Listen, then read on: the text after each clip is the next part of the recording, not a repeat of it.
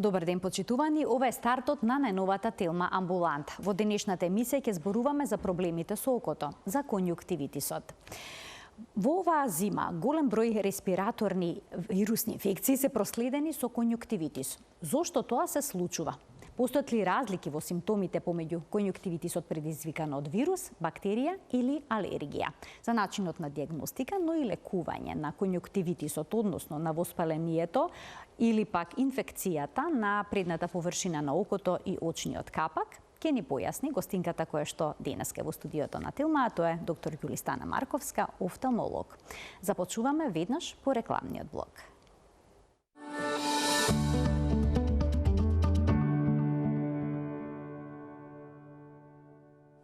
За конјуктивитисот, честото воспаление на очите, односно честата инфекција на очите, денеска зборуваме со доктор Ѓулистана Марковска, офталмолог во приватната здравствена установа Оптикус. Докторке, добар ден. Добре дојдовте во студиото на Телма. Како сте? Благодарам добро. Поздрав до гледачите на Телма телевизија. Ми е многу драго што гостувам во вашата многу гледана емисија.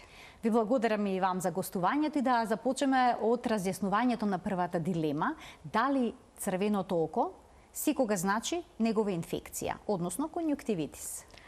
Црвеното око е многу честа симптоматологија во очните амбуланти. Првото, окото како орган мора да биде запазено во своето, секој еден човек, своето хигиенскиот диететски режим кој што подразбира грижа за нашето здравје, една од основните грижи е грижата за окото. Заради тоа што многу често се зборува дека окото е нашиот прозорец кон светот и тоа е навистина така. Има повеќе органи, има повеќе, самото око како орган тежи негде околу 7 до 8 грама, замислете померење во меркел, а има толкава функција преку него со самото отварање на очите да го осознаете светот. Не знам дали во вашава емисија имам споменето првата офталмолошка школа во Скопје, која што била некаде пред 70 и повеќе години, како поборници на германската школа, бидејќи тоа била една од најразвиените во Европа, офталмолозите кои ја почнувале својата специјализација морале да работат во почетокот ден, 2, 3, да седат во просторија со затворени очи. Замислете, тоа бил начин како тие како доктори да се соочат со светот на темнината, тишината и слепилото, кое што во тој период било многу почесто, меѓутоа да знаат како се чувствуваат луѓето кои што не гледаат добро и кои што се слепи за да можат истите да ги лекуваат. Да бидат и посочувствителни, претпоставувам. Емпатијата се развива многу повеќе и таа и во тој период и сега, особено за болните кои што влегуваат во нашите офталмолошки ординации, барем кај мене тоа беше една од причините да студирам медицина, токму да се бавам со офталмологија, заради тоа што навистина светот на тишината е страшен свет, свет во кој што вие не можете ништо да видите, тоа е темница. А сепак има и среќни луѓе кои што се задоволни макар со еден зрак кој што ќе успеат да го видат доколку се лекуваат. Сега да се завртиме на проблемот на кој што денеска треба да зборуваме. Конјуктивата е една прозирна, безбојна, равна, глатка, сјајна опна и која што го има називот спојница. Зошто спојница? Затоа што очното јаболко, како клучен орган во кој што се наоѓаат сите делови на окото и кој што практично не овозможува да ги примаме дразбите од надвор, мора да биде поврзано со помошниот очен апарат, тоа се горната палпебра, односно горниот капак, долниот капак и самото очно јаболко. Овој процес оваа опна која што се протега позади горниот капак, позади долниот капак и практично го спојува целокупниот очен апарат, представува конјуктива. Многу често во нашите амбуланти влегуваат луѓе кои што имаат црвено око. Дали е тоа секогаш конјуктивит? Не, заради тоа што црвеното око е симптом дека имаме еден појачен васкуларен цртеж кој што зборува дека тоа око или е преуморено, особено сега, кога голем број и на возрастни деца седат пред компјутери, па имаат цело време гледаме во екран. Така е, појачен васкуларен цртеж, а немаат никаква заштита од очила или употреба на вештачки солзи, или е око кое што навистина има конјуктивит или кератоконјуктивит или блефароконјуктивит, меѓутоа може да значи и нешто друго. Црвеното око може да значи постоење на покачен интраокуларен притисок, односно еден од да не кажам кардиналните, меѓутоа еден од знаците на покачен интраокуларен притисок или глауком, што е многу сериозно заболување и кој што практично не дава никаква симптоматологија. Еден од симптомите е црвено око, без никаква причина, пореметено гледање во текот на денот, еднаш појасно, еднаш полошо, понатаму чувствување на жештина на очите и чувствување на тежина на очите. Тоа може да биде и симптом и на конјуктивит, меѓутоа може да биде и симптом на предолго стоење пред екран и седење пред екран, односно користење на мобилни уреди. Што значи дека пациентите кои што ги чувствуваат овие тегоби, макар еднаш треба да поминат во офталмолошките ординации со цел да измерат очен притисок, за да тоа не го припишуваат на некоја безазлена конјуктивална инфекција или пак на астенопичен напад, велиме астенопија, астенопично чувство на тежина на очи, преголема напнатост и употреба на екран. Самото мерење на очен притисок е еден од понатамошните знаци кои што ќе ни даде патоказ како да се движиме во лекувањето на тој пациент и да направиме диференцијална дијагноза, дали се работи за уморно око, дали се работи за глауком, при кој што ќе има еден од кардиналните веќе клинички знаци покачениот интраокуларен притисок, или пак се работи за една од многуте конјуктивални инфекции и инфламации кои во моментот се премногу чести и пречести, ги зафаќаат подеднакво и децата и возрастните, затоа тоа што имаме период на зголемен број на вирози, имаме грип, тип А и тип 1, имаме и ковид и сите тие идат со една воспалена конјуктива, односно со црвено око. Значи, зимските респираторни вирусни инфекции се всушност поврзани со овој проблем, со воспаленото око, со конјуктивитисот, бидејќи обично ние правиме таа корелација. Па знаете, кога вие имате една инфекција и кога имате воспалени слузокожи, тогаш тоа не се само слузокожите и на респираторните органи и на другите слузокожи во органите што ги имаме, туку е и на видливата слузокожа, тоа е окото. И таа слузокожа е всушност конјуктива. И така да овие конјуктивити може да имаат и бактериско, и вирусно потекло кое може да биде и екзогено и ендогено. Ендогено во склоп на одредена системска болест која што може да имаме, еве вироза, например, или бактериска инфекција на белите дробови, или пак може да биде екзогена како причинител да се јави бактерија или вирус која што ќе почне од очите, ќе почне на конјуктивите, а дали ќе заврши таму, ќе треба сепак да се оди на офталмолог за да се види, бидејќи многу често пациентите на своја рака иземаат антибиотика.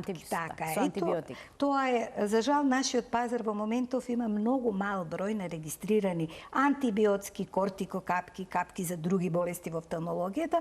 Прилично сме во тој скучени како офталмологија, како гранка во медицината, не знам од кои причини, веројатно тоа го знаат здравствените власти, така да дури и да знаете за кој вид на инфекција се работи, да сте направиле претходно бриз, што не е секогаш нужно, освен кај повторуваните инфекции кои што се чести, кои што се кај дечиња или кај возрастни, со цел да знаете со каков предизвикувач се соочувате, па да лечите по антибиограм, тогаш вие давате антибиотик од широк спектар, ако се работи за бактериска инфекција, кој што би требало да го зафати и самиот причинител. Не секогаш со сигурност го погодувате, од проста причина што не можеме да правиме често брисови и од причина што многу ни е намален изборот на капки кои што постојат на нашиот пазар.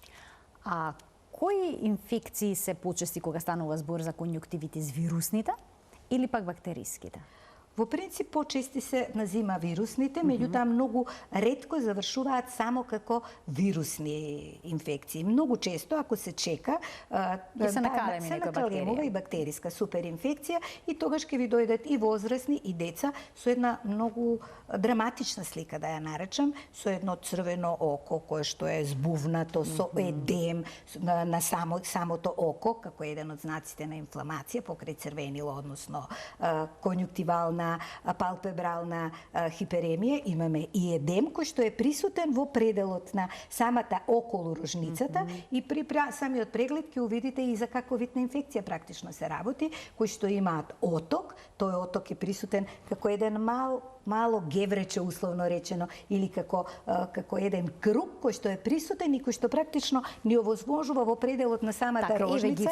Да, еве тука можеме да видиме. Најнапред има како изгледа здравото око. Здравото око е тоа бактериски конјуктивитис. Да, бактериски и алергичен. И вирусен и алергиски, така? Бактерискиот конјуктивит е по тоа што најчесто инфекцијата почнува од одреден тип на бактерија, најчесто пнеумокок, стафилокок, стрептокок може да биде, и кое што почнува како гнојна секреција, кое што секреција се ги одлева, поминува преку капаците и ги лепливо. Така. Тоа лепливо најчесто е во почетокот слузаво, потоа почнува како гноев секрет, кој што се излива во текот на ноќта преку капаците и толку се слепени што пациентот наутро не може да ги отвори очите. За разлика од алергискиот или пак од вирусниот конјуктивит, кај што таа симптоматологија е посиромашна. Пациентот ги чувства теговите, меѓутоа самиот офталмолог, се разбира, може да направи диференцијална разлика, меѓутоа тоа не е толку драматичен изглед кога ќе влезете и ако го гледате пациентот од врата како пациент.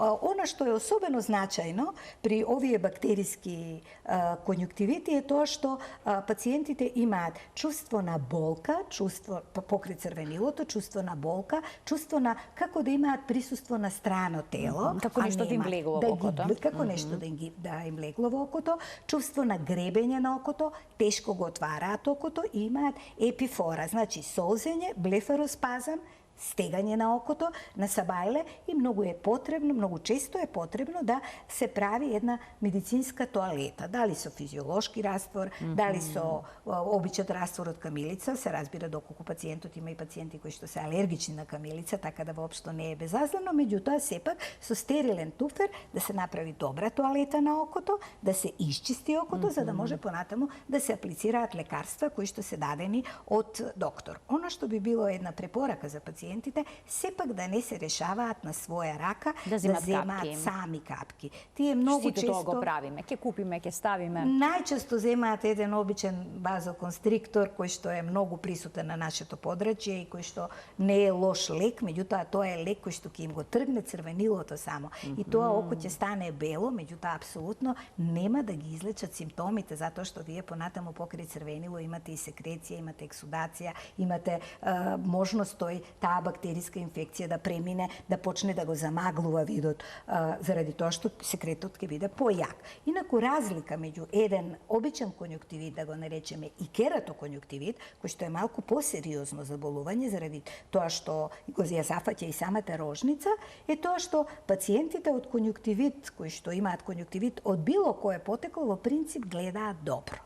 Кога ќе ви влезе пациент, секогаш треба да се види на Шнелова таблица како гледа пациентот, да се праша пациентот од кога почнале симптомите, ќе ви каже имам гребење, имам болка, имам секреција и има оток. Отокот може да почне од озгора и да биде драматично спуштање надолу. Тоа е заради земјината тежа. Јас пак велам дека тоа е една повеќе драматична слика за самото лице кој што влегува во ординацијата, отколку во принципот на лекување. Најчесто ќе му дадете, ќе се провери први кој тип е на црвенилото, дали е тоа конјуктивално црвенило, јако, силно, кој што е присутно и под горната палпебра, и во пределот на форниксот, и на самата... Тоа под микроскоп го гледате? Апсолутно. Единствено можно разликување на тоа кој тип на конјуктивит има и сеопшто направење на офталмолошки преглед е можно со биомикроскоп кој што представува наша основна алатка за работа. И на тој биомикроскоп вие со помош на светлата кој што ги имаме и за кој што практично во текот на нашата офталмолошка едукација и специализација се обучаваме да гледаме, точно можеме да ги видиме сите структури на окото и вие почнувате школски. Ќе видите црвенило, па ќе видите кој тип на црвенило е, затоа што ако е силно, јако црвенило и на целата конјуктива, и во пределот на горната палпебра, и во пределот на долната палпебра, и на пределот на булбарната палпебра, бидејќи така се дели, булбарна палпебра е овој дел што се гледа. Под горниот капак е палпебра на горниот капак, под долниот капак е палпебра на долниот капак. Во зависност од промените вие точно можете да дадете диагноза за кој тип на конјуктивите се работи. Заради тоа што има промени кои што се на сите делови, има промени кои што се најчесто во долниот дел лоцирани, во форма на фоликули, во форма на папили. Тоа е самата промена на сврзното ткиво на конјуктивата. И таа промена на сврзното ткиво на конјуктивата и промената во лимфната дренажа на самата конјуктива доведува до одредени инфламаторни промени кои што ги дава конјуктивата во форма на фоликули, кај што имаме изменет лимфен сад, кој што одозгора има васкуларна, периферна васкуларизација, или обратно имаме папила, која што може да биде огромна, гигантска, многу присутна кај овој алергиски кој што го гледавме пред малку на екраните, и кој што ни зборува во прилог на тоа дека тој конјуктивит почнал поодамна, дека е сигурно повеќе од 3-4 дена, и во кој што основата на таа папила е видоизменет крвен сад, кој што има ексудација и има околу изменета лимфоидна инфилтрација. Тоа пациентите не го знаат за ниве конјуктивит, меѓутоа диференцијално дијагностички многу лесно се разликува. Може да се види кој тип на конјуктивит е, како почнал и дали се работи за алергиски, за бактериски или за конјуктивит кој што е од вирусно потекло. Со тоа што вирусниот, реков, многу често накалемува бактериска инфекција, иначе во склопот... А што е со алергискиот конјуктивитис? Дали тој накалемува бактериска инфекција? Поретко. Со оглед на тоа дека не е инфективен? Не е инфективен. Тој не накалемува. Алергискиот конјуктивит може да биде како последица на одреден на некој алерген кој што го имаме. Може да биде, да речеме, омекшивач од некој кој што спие. Кај жените може да биде последица на крема која што е сменета и кој што се многу чувствителни очите, па дел од тоа преку самите цили ја надразнува слозокожата, многу е чувствителна.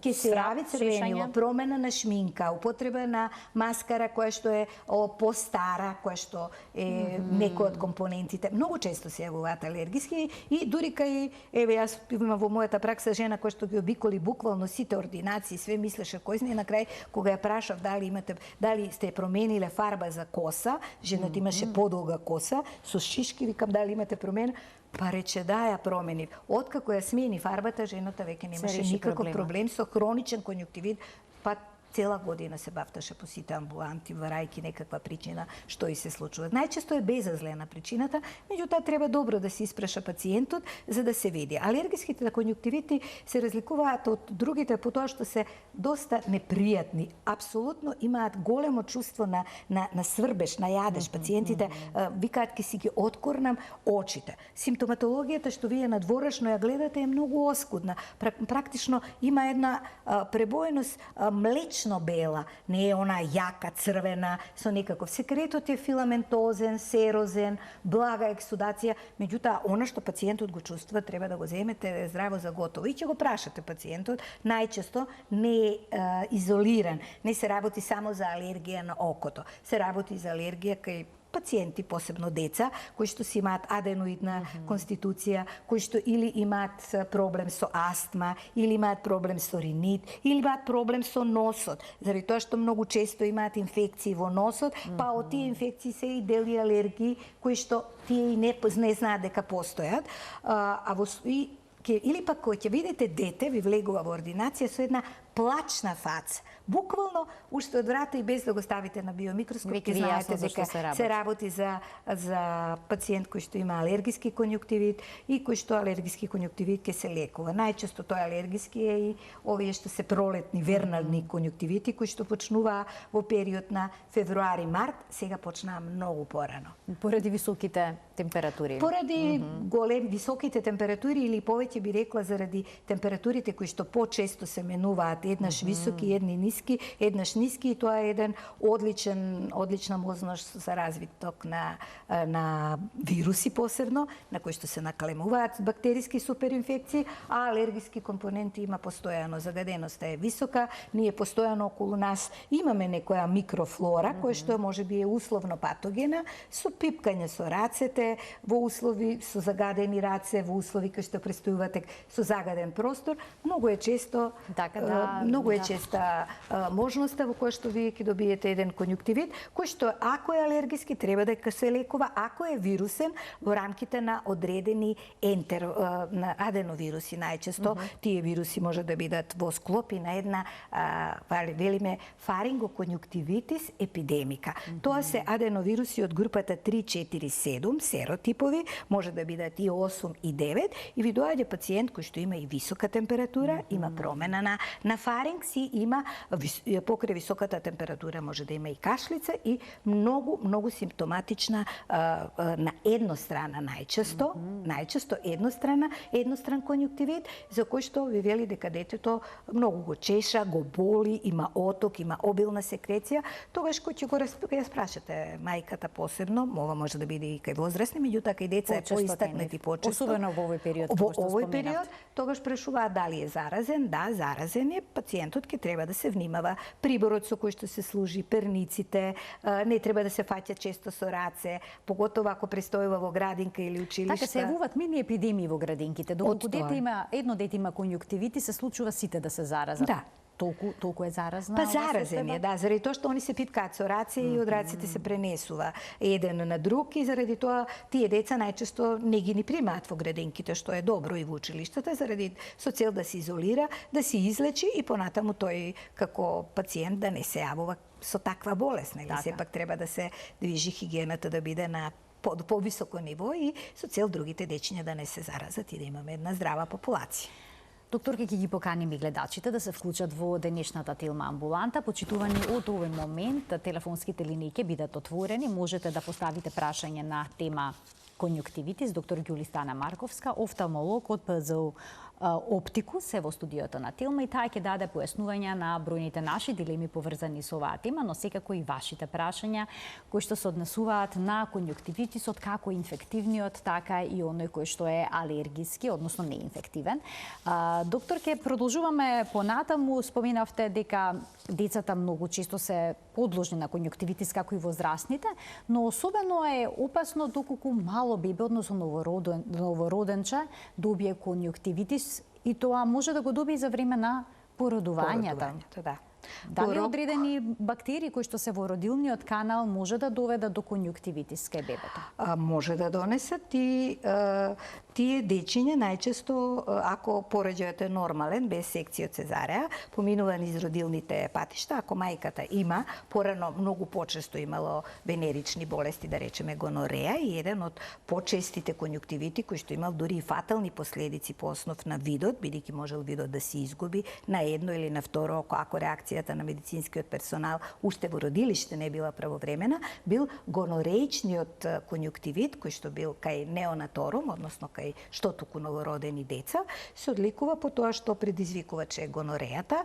Имам кај нас, барем по она литература што ја пратам, тоа веќе кај нас е ерадицирана болест, иако спорадично се уште може да се сретне, што значи дека трудниците треба да внимаваат на своето здравје, пред се со редовни гинеколошки прегледи, земање на брисеви и мислам дека во тој поглед малку имаме и напредната ситуација, можеби токму и заради тоа оваа болест е прилично ерадицирана, освен во одредени по сиромашни запустени краишта кај што нема доволни зачестени прегледи преку брисеви на трудниците пред да се породат. А ако се случи да мајката има, веројатно има и таткото, ти се пренесува преку сексуален пат, а кај децата се пренесува при поминување на родилните патишта.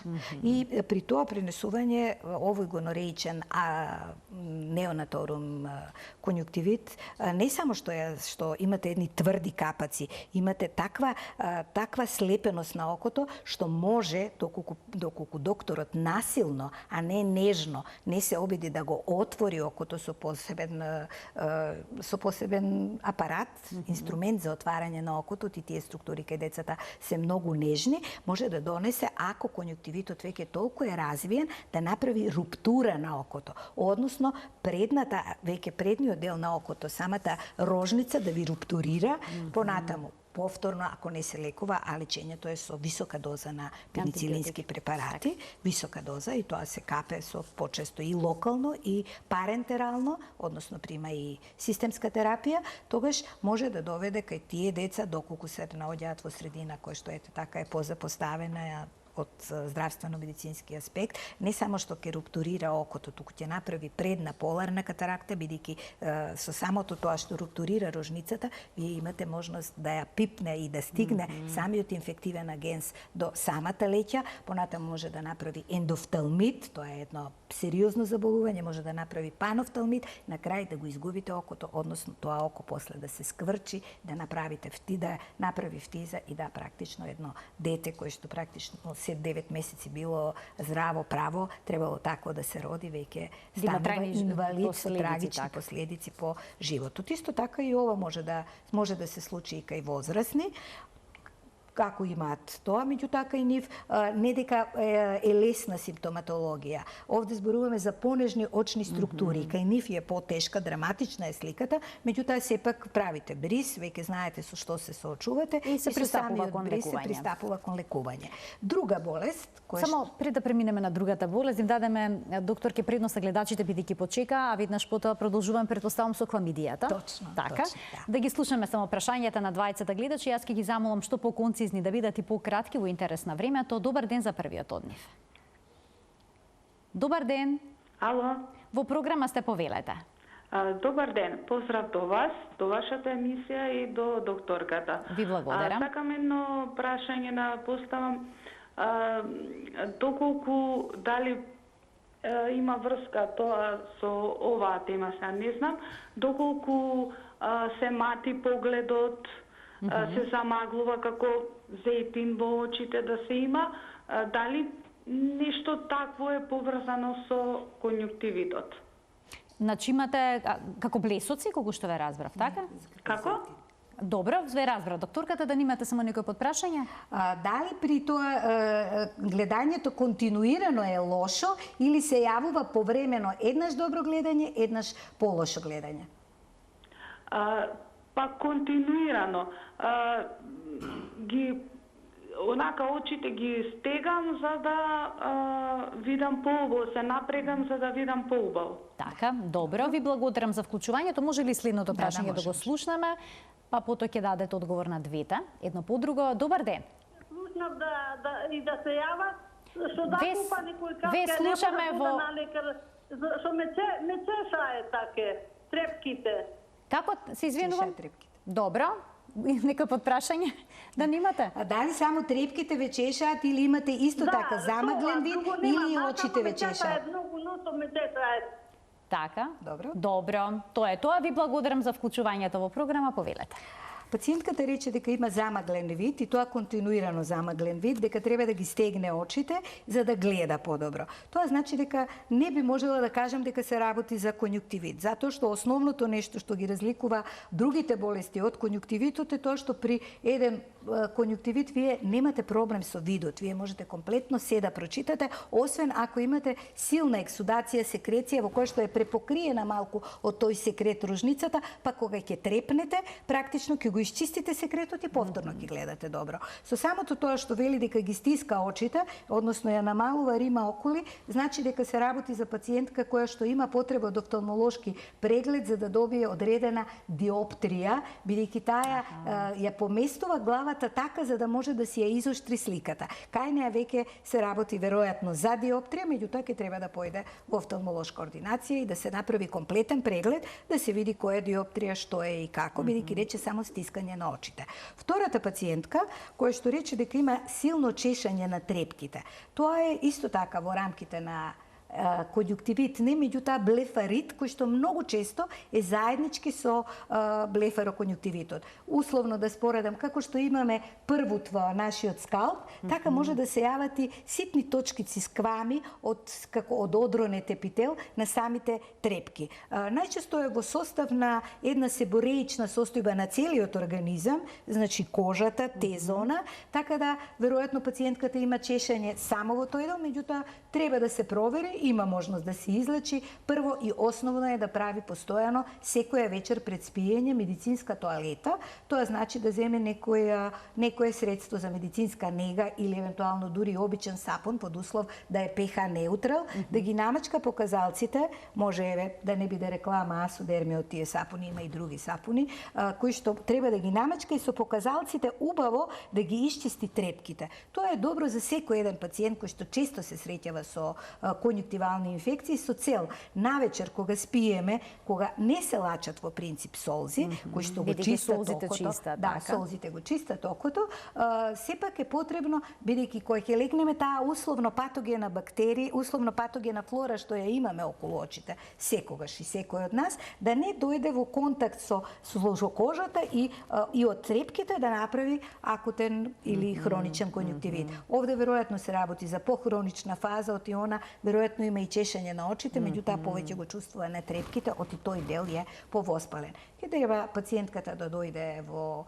било која офталмолошка ординација и тој проблем е хроничен, меѓутоа може да се решлив. Меѓутоа дома треба да прави медицинска тоалета со сапун, со pH неутрал, може да прави со обични чистење на окото со физиолошки раствор или со млак раствор од камилица. Така, идеме со уште еден гледач да го вклучиме во програма. Добар ден. Добар ден. Повелете. Јас имам проблем до докторката едно прашање да ја кажам. Така, секако повелете. Идам на лекар скоро една година, се мачам тамо. Идет на еден преглед, ми пронајде суво око. Окото ми се затвора, повеќе го чувствувам болките навечер. Кога се стемнува, така почна окото како да ми се замора, како да ми се затвора трепката. И така некако поминува и преку ноќта на савале едва можам да го отворам. Морам да му правам како масажа со затворено око трепката, па малце некако да се отвори, па да го измијам убаво со вода еднаш, па и два пати, па малце да почне да се отвара, иначе еве го цела година тој проблем не ми поминува. После другата докторка ми рече дека имам сабореја, вика, масноти и тилаче, вика, жлездите. После по друг пат отидов на лекар, ми рече имаш алергија. Провери алергија, нема некои знаци големи, провери бриз во око, нос и бактерии нема. И не знам што е проблем, тој проблем уште ме мачи. Така, што би можеле да преземете за да си олесните? Така. Ви благодарам за вклучувањето. Што би советувале? Сувото око е многу честа симптоматологија кај жените. Заради тоа што после 45-та година, кога обично почнуваат предклимактерични или климактерични тегоби, доаѓа до сушење на сите склузници, вклучително и на очите. Исто така сувото око е проблем кај оние со оглед на тоа дека има нашата работа постојано е врзана со монитори. Актот на трепкање овозможува да се лачат солзи, а бидејќи кога пратиме одреден податок на компјутер ние не трепкаме, тоа значи дека за 23 пати е намалена секрецијата на солзење при работни услови. Тоа значи дека употребата на вештачки солзи веќе не станува прерогатив како еден од ретките исклучоци, туку станува нормален. Тоа значи дека употребата на солзи, вештачки солзи кај жените после 45-та година треба да биде нормален процес. Овде пациентката рече дека цела година се мачи, веројатно може да има и друг проблем. Би било добро да ја провери штитната жлезда, би било добро да провери исто така да не е во рамките на еден посебен синдром, Сјогрен синдром се вика, во кој што сите слузокожи се суви, и устата, и носот, и вагиналната слузокожа, и окото, и тие пациенти постојано си носат шишенце со вода.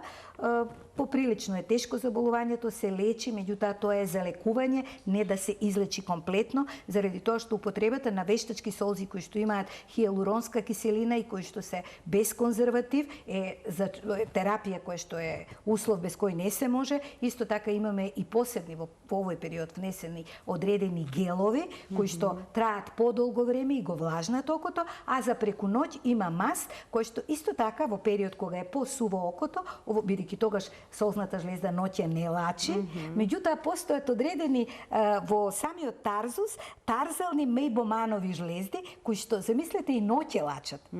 Тоа е еден од куриозитетите капацитетите на конјуктивата. Во самата конјуктива се наоѓаат во пределот на тарзус, се викаат мейбонови железди и тие мейбонови железди овозможуваат преку ноќ окото да не биде претерано суво. Меѓутоа не претерано во смисла на лачење, онако ќе се разбудиме да ни биде, не знам колку окото влажно, меѓутоа сепак не биде комплетно суво. Што значи дека проблемот на суво око е многу присутен, треба да се лекува и е почесто присутен кај жени, треба да бидат употребувани почесто вештачки солзи. Имаме уште гледачи. Јас се надевам дека ќе успееме да ги обработиме прашањата што ги предвидовме за денес, но сепак им дадеме предност да слушнеме уште едно прашање од гледач. Добар ден за него. Добар ден за следниот гледач. Во Телма амбуланта. Ало? Повелете, во програма сте. Ќе ве молам, има 10 години како имам ставено на две очи леки. Добро. Меѓутоа, последнава година на левото око гледам заматено. Каков е начинот, постапката за да се тоа види? Така, контактни леки или пак имате Не, леки веројатно има вградени ставено за леки катаракта? имате Така? оперирано катаракта и интраокуларни леки имате, предпоставувам.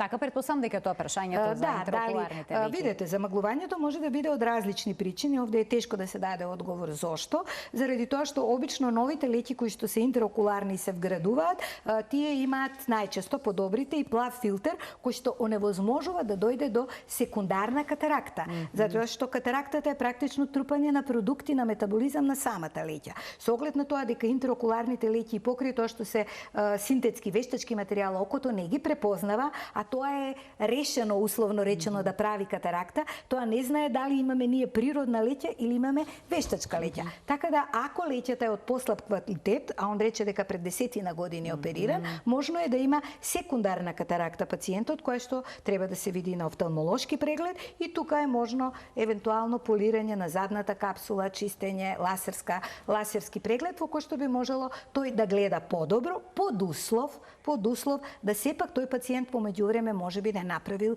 и очен притисок, па дел од неговото негледање да биде и последица од очниот притисок. Ако посетувал редовно еднаш годишно превентивни очни прегледи, сигурно би знаел, ако не треба да се упати во било која офталмолошка ординација. Уште еден гледач ке вклучиме. Добар ден. Добар ден. Повелете. Сакам да прашам, вака направо се работи за бебенце. Моментално е 3 месеци старо. Така. Уште самото раѓање му се јави како зод секретодокцијата, како бујалки му се ствара. Сега докторката ми препорача хлорамфеникол маз да мачкаме саба или вечер. 5 дена поред мачкавме, малку се подобри, по известно време повторно се јави Истиот проблем се повтори? Да. Некој прашање? Нема на опцијата, ни црвенино, ни отоко, освен секретот. Така, само секретно опцијата? Секретот, да. Видите, хлорамфеникол 2 пати ставате? Да, саба или вечер. Тоа е поприлично јак лек за 3-месечно бебе. Физиолошки раствор. И физиолошки раствор, тоа е може би да. Физиолошкиот раствор, предпоставувам, правите тоалета и го чистите секретот и околу окото го чистите самото око. Медицинска тоалета. Да, борете.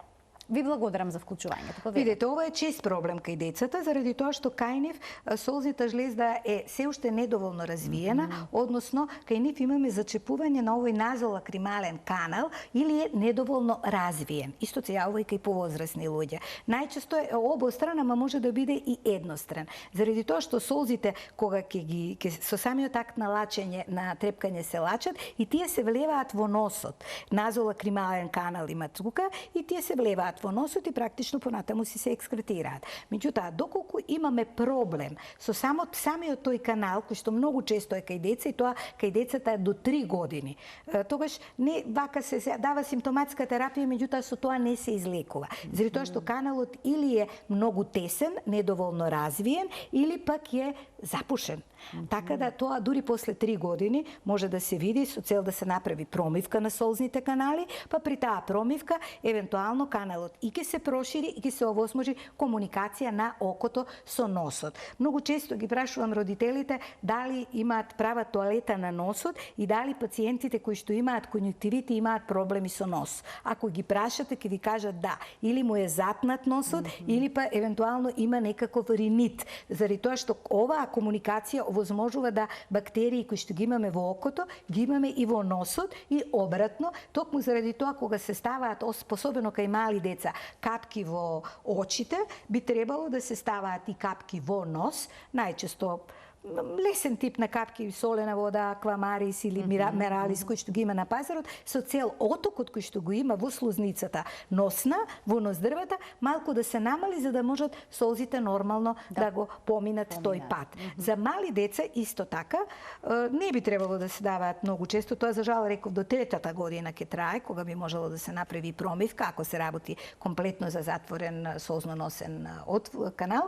Потребно е да се врши нежна масажа со тапкање во пределот околу тука во медијалниот дел кај коренот на носот со цел солзите да им се овозможи пат полесно да влезат во носот, тоа е кај мали деца, а кај возрастни, кај кои што исто така се јавува ваков проблем, доколку ви дојде пациент кој што е со едно око поприлично вака збуфтан, со исклучително јака болка.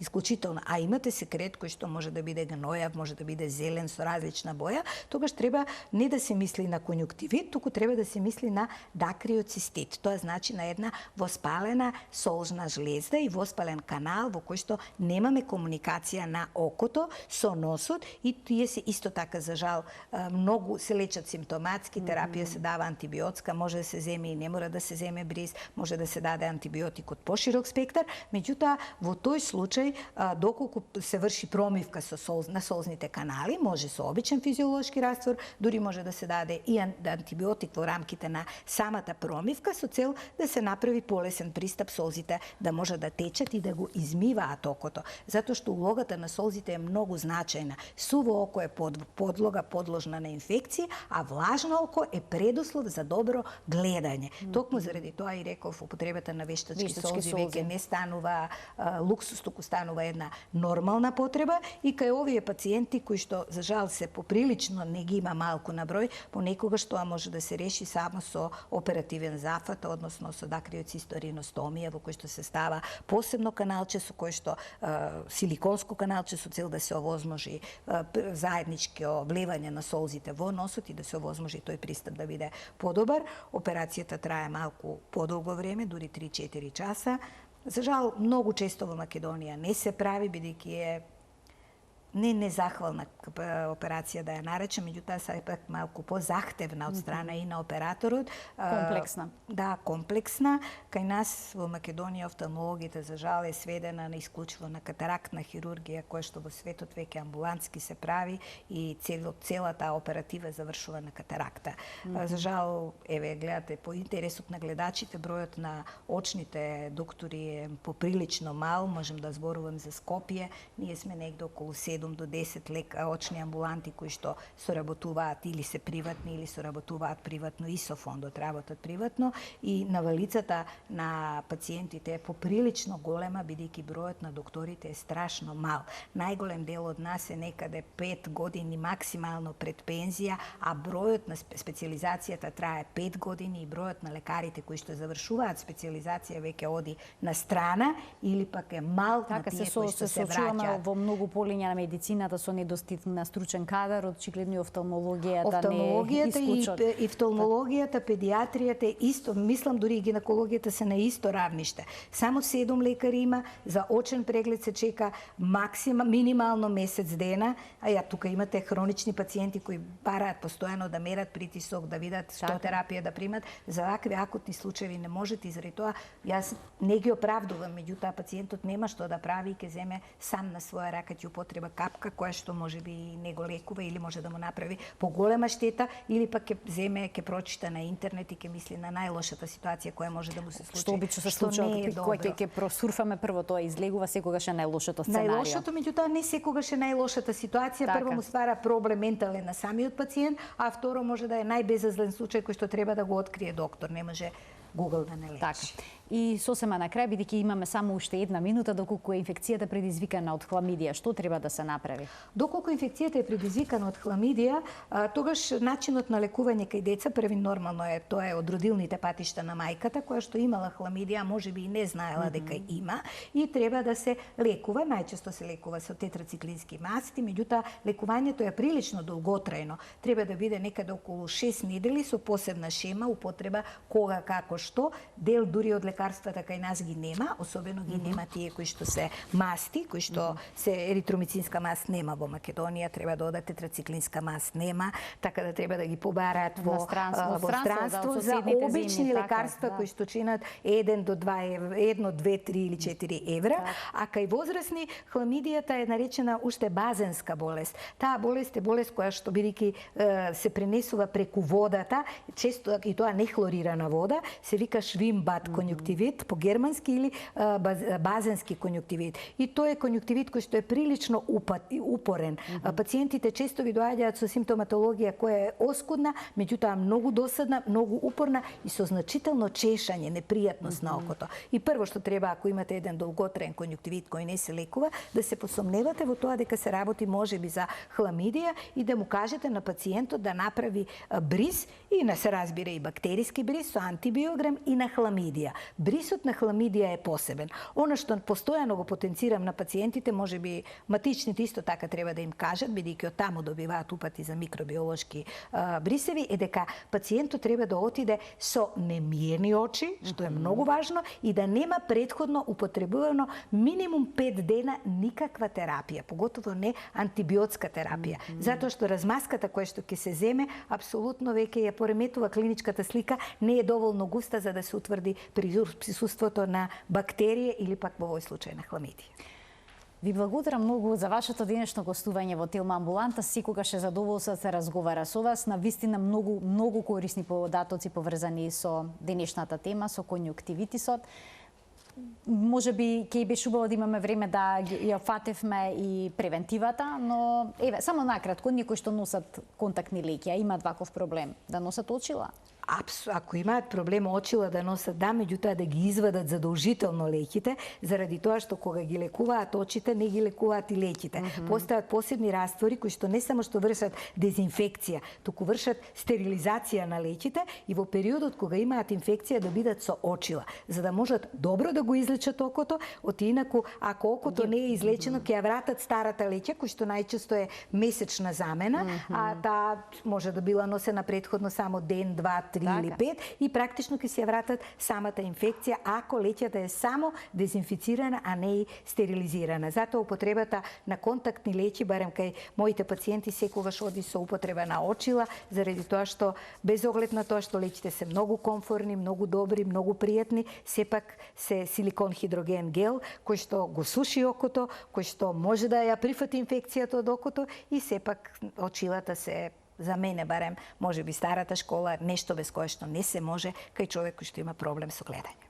Ви благодарам уште еднаш многу за гостувањето. Ја ви благодарам на поканата, многу работи останаа непокриени, шетавме малку со делот. Бидејќи имаше навистина голем интерес од гледачите, многу прашања, но ете оставаме простор за уште едно ваше гостување во Телма амбуланта. Ви благодарам уште еднаш. Почитувани доктор Ѓулистана Марковска, офталмолог, денеска беше гостинка во студиото на Телма. Ви благодарам за вниманието со кое што следевте и денешната Телма амбуланта. Имајте пријатен ден.